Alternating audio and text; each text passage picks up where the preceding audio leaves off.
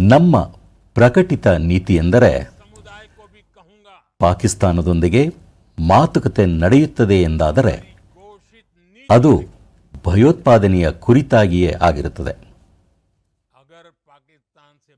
ಪಾಕಿಸ್ತಾನದೊಂದಿಗೆ ಮಾತುಕತೆಯಾಗುವುದಾದರೆ ಪಾಕ್ ಆಕ್ರಮಿತ ಕಾಶ್ಮೀರ ಪಿಒಕೆಯ ಕುರಿತಾಗಿಯೇ ಇರುತ್ತದೆ ಎನ್ನುವುದನ್ನು ನಾನು ಇಂದು ಜಾಗತಿಕ ಸಮುದಾಯಕ್ಕೂ ತಿಳಿಸುತ್ತೇನೆ.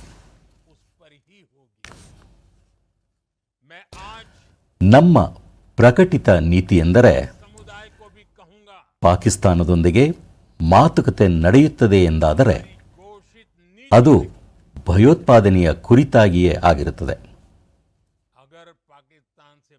ಪಾಕಿಸ್ತಾನದೊಂದಿಗೆ ಮಾತುಕತೆಯಾಗುವುದಾದರೆ ಪಾಕ್ ಆಕ್ರಮಿತ ಕಾಶ್ಮೀರ ಪಿಒಕೆಯ ಕುರಿತಾಗಿಯೇ ಇರುತ್ತದೆ ಎನ್ನುವುದನ್ನು ನಾನು ಇಂದು ಜಾಗತಿಕ ಸಮುದಾಯಕ್ಕೂ ತಿಳಿಸುತ್ತೇನೆ.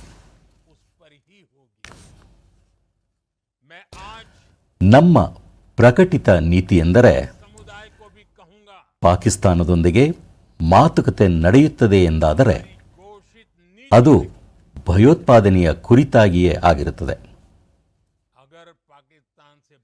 ಪಾಕಿಸ್ತಾನದೊಂದಿಗೆ ಮಾತುಕತೆಯಾಗುವುದಾದರೆ ಪಾಕ್ ಆಕ್ರಮಿತ ಕಾಶ್ಮೀರ ಪಿಒಕೆಯ ಕುರಿತಾಗಿಯೇ ಇರುತ್ತದೆ ಎನ್ನುವುದನ್ನು ನಾನು ಇಂದು ಜಾಗತಿಕ ಸಮುದಾಯಕ್ಕೂ ತಿಳಿಸುತ್ತೇನೆ.